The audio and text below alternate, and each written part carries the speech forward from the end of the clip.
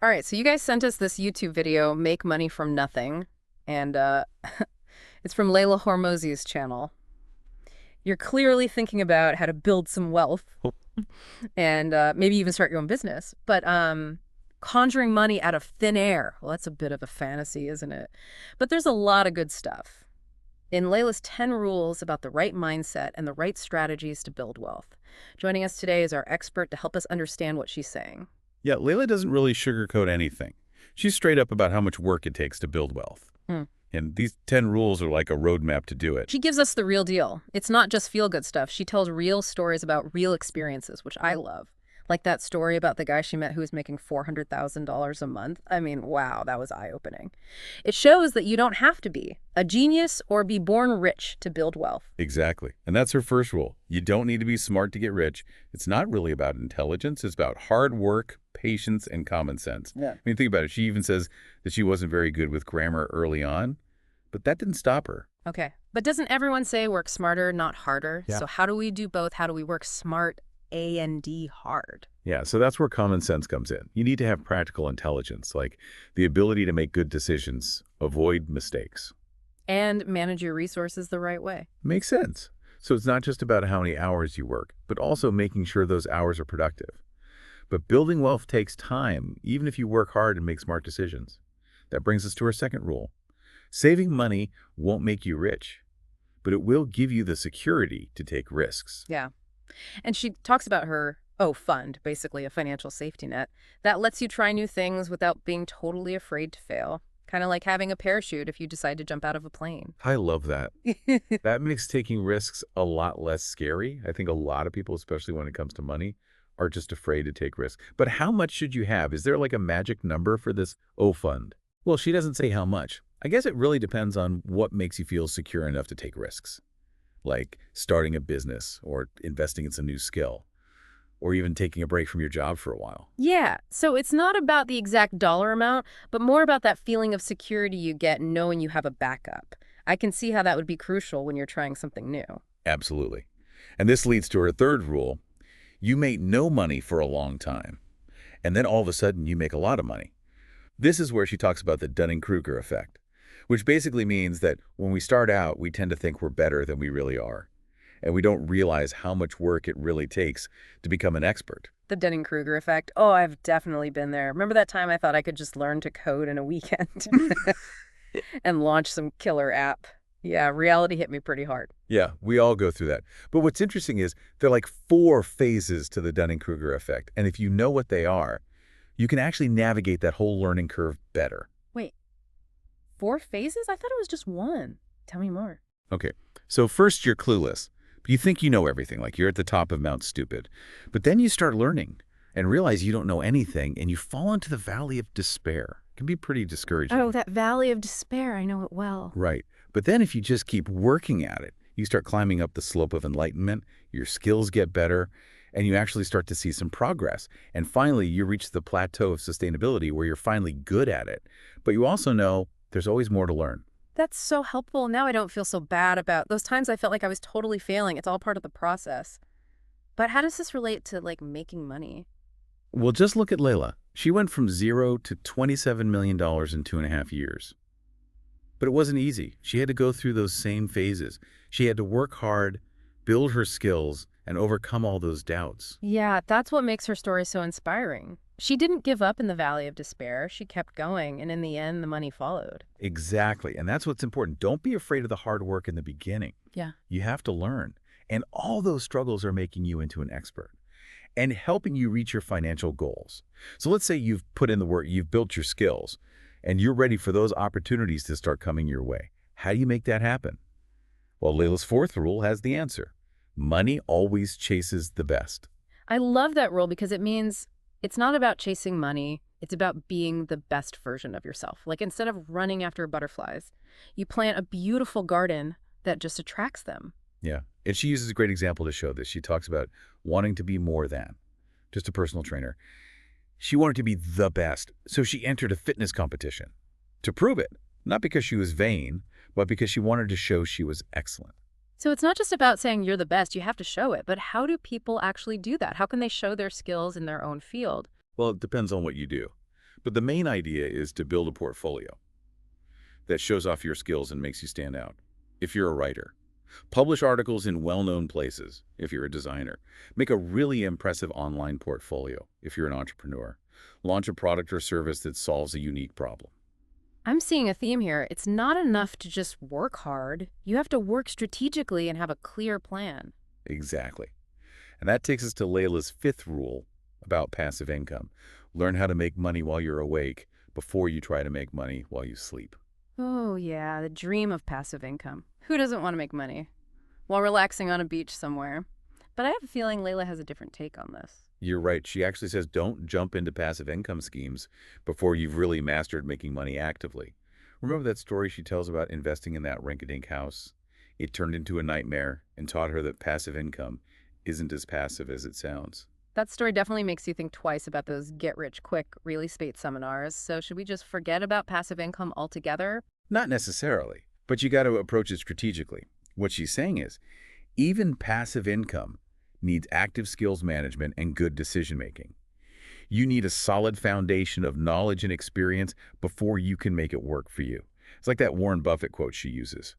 Before you can let money work for you, you have to put in the work yourself. So before we start building those online courses and rental property empires, we need to focus on getting really good at what we do, making consistent money from our skills and expertise. Then we can start thinking about passive income from a position of strength. Right. Focus on being the best at what you do, making good money from that. And then you can start exploring those passive income streams. I love that perspective because it's about building a strong foundation first, not looking for shortcuts. I think a lot of us, me included, get caught up in wanting to make money quickly and easily. It's normal to be attracted to those things. But remember, real wealth is built on hard work, smart decisions, and a deep understanding of your field.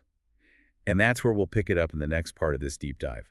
We'll look at her final 5 rules, which are all about the mental and philosophical side of building wealth.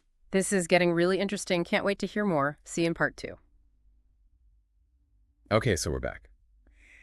And I'm still thinking about those first 5 rules from Layla. All that stuff about putting in the work, building skills, becoming the best. But now I'm kind of wondering about mindset. Is it really all just about hustling, or is there something more to it? Yeah, that's a good question, and that's where her next 5 rules come in. It's not just about the practical stuff, it's about the psychology of wealth. Yeah. And that's often what determines whether people succeed or not. Okay, so let's get into that. Her 6th rule is, if money is the only goal, you will never have enough. That's pretty deep, but I'm not sure I get how that connects to the stuff we talked about earlier, like saving and making money actively. Okay, so imagine you're climbing a mountain. The top of the mountain, that's your financial goal. But if you're only focused on getting to the top, you miss out on the whole experience.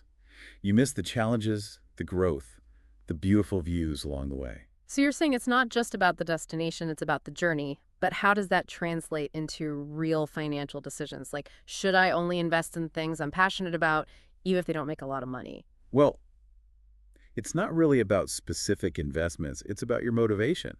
Yeah. Layla talks about how she felt nothing after selling her first company. It was a huge financial win, but it didn't make her happy because money wasn't connected to a larger purpose. That makes sense. It reminds me of all those stories about lottery winners who end up unhappy or broke because they didn't know what to do with all that money. Exactly. Money should be a tool to help you achieve your goals and live by your values, not the only thing that matters. So ask yourself, what impact do you want to make on the world? What kind of life do you want to build? And how can money help you get there? That's a good way to think about it. It's not just about how much can I earn. It's about how can I use my resources to do something meaningful. And this brings us to her 7th rule, which is about how you feel when you're starting out. If you have no money, you should have no shame. She tells a story about working as a hike guide. And someone said to her, "Good for you for being willing to do that." It made her realize that there's dignity in all types of work, and you shouldn't let pride stop you from doing what you need to do. I think that's so important, especially nowadays where people think your self-worth is tied to how much money you have. It's easy to feel ashamed if you're not making a lot of money, especially with all the success you see on social media. Yeah, it's about challenging that idea and understanding that everyone starts somewhere. Layla's story shows that doing those unsexy jobs, those less glamorous jobs, can actually help you become more successful later on. It's about having a growth mindset, right? Being willing to learn and work hard, even if it's not the most prestigious or high-paying job at the moment. Exactly. And it goes back to that Dunning-Kruger effect we talked about. Those early struggles, those times when you had to eat it, those are the times when you learn the most valuable lessons and become more resilient. So we've got our internal mindset sorted out. We're ready to hustle without shame. But what about those external pressures? Layla's eighth rule is about that. Counting other people's money won't make you more. And this feels especially relevant today, when we're constantly seeing images of wealth and success everywhere we look. It's really easy to fall into that comparison trap, isn't it? You see someone with a fancy car or a big house, and you start questioning your own progress. Yeah. But what Layla's saying is that this kind of thinking doesn't help you Yeah. and can actually hold you back from achieving your goals. Yeah. And she tells that story about the executive who was so focused on how much the other party could potentially make, like $500 million, that he ended up ruining a business deal that could have been really good for him. It's a good reminder that being jealous of what others have can stop you from seeing the opportunities you have. And it all comes down to having an abundance mindset. Instead of thinking there's only a limited amount of wealth and everyone's fighting over it, you need to believe that there's enough success for everyone. Focus on creating value, building relationships, and contributing to a world where everyone can win. So it's about changing your perspective from scarcity to abundance, believing that there are enough opportunities, resources, and wealth for everyone. Exactly. When you think like that, you're more likely to collaborate, Yeah. to support others, and to celebrate their successes, which makes for a more positive and fulfilling environment for everyone. So we've talked about mindset action and now the importance of thinking abundantly. But what about beliefs? Layla's ninth rule gets into that. You don't need to change your beliefs to make more money, but you do have to change your behavior, which seems kind of different from a lot of self-help advice. That's all about the power of positive thinking. Yeah. It's easy to think that if you just believe strongly enough, money will magically appear. But Layla's own experience, like her story about trying to manifest money by giving things away, shows that it's really action that gets results. I remember that. Her husband gave her some tough love, reminding her that money doesn't discriminate who puts in the work to make it. It shows that while mindset is important, it's action that really matters. Exactly. You can have all the positive beliefs you want, but if you don't take action towards your goals, you won't see any results. It's like that saying, the universe doesn't reward you for what you want. It rewards you for what you do. So don't try to force yourself to believe something you don't. Just take action, even if you're still struggling with those doubts. And often taking action is what changes your beliefs. As you start to see progress, overcome challenges, and achieve small wins, your confidence grows and those limiting beliefs start to disappear. It's like fake it till you make it, but for real. You're not faking your belief. You're taking action that will eventually make you believe in yourself and your abilities. Okay, so we've talked about a lot here. The importance of having a strong why, the power of an abundance mindset, and taking action consistently. Now I'm really curious about her last rule. It seems like it brings everything together. You're right. Her 10th rule sums it all up. The amount of money you make is directly related to the difficulty of the problem that you solve. I love that because it's not just about you, it's about making a difference. It suggests that real wealth comes from solving real problems and making the world a better place. Exactly. And she uses two great examples to show this. Elon Musk and her friend who created a really successful protein bar company. Remind me about that protein bar story. I can't remember all the details. So her friend had a software company that wasn't doing too bad. But it wasn't great either. But then he noticed a problem. Most protein bars tasted terrible, were full of sugar or upset your stomach. So he decided to create a protein bar that solved all those problems.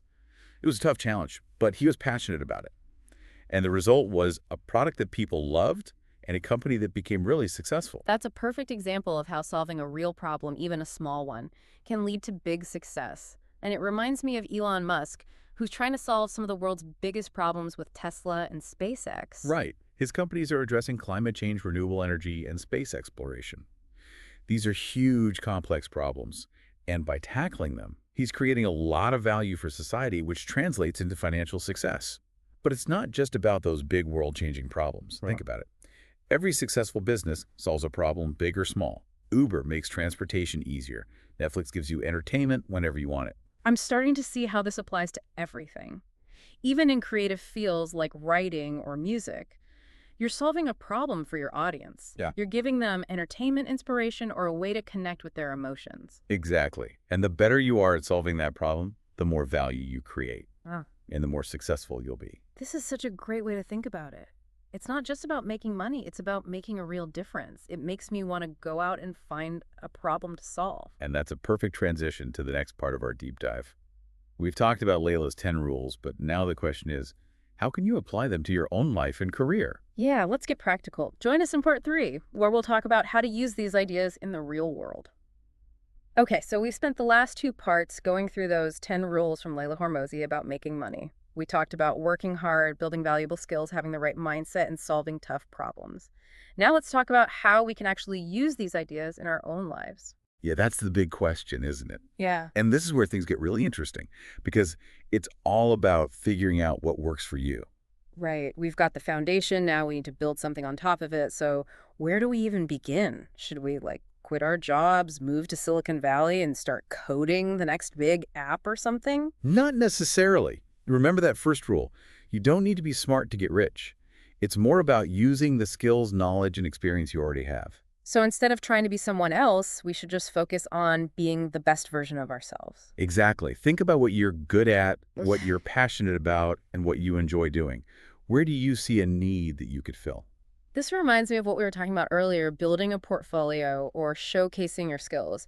How can someone who's not an entrepreneur or freelancer do that? You just got to be intentional and strategic about it. Let's say you're working a regular job, but you love photography.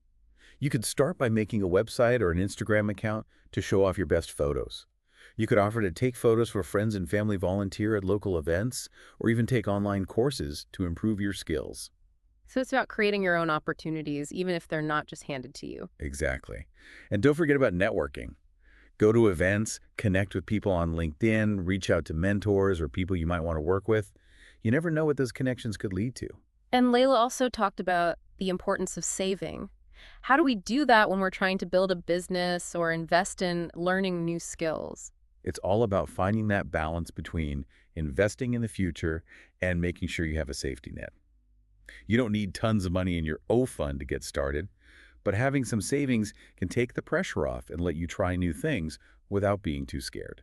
So maybe it's about cutting back on spending, creating a budget, and putting some money aside each month so you have some resources to invest in your dreams. Yeah. Even saving a little bit consistently can really add up over time. And remember, it's not about depriving yourself. It's about making smart choices that will help you achieve your goals. Okay, so we're saving money, building skills, networking, and taking action. But what about those times when we start to doubt ourselves? What do we do when we're stuck in that valley of despair we were talking about before?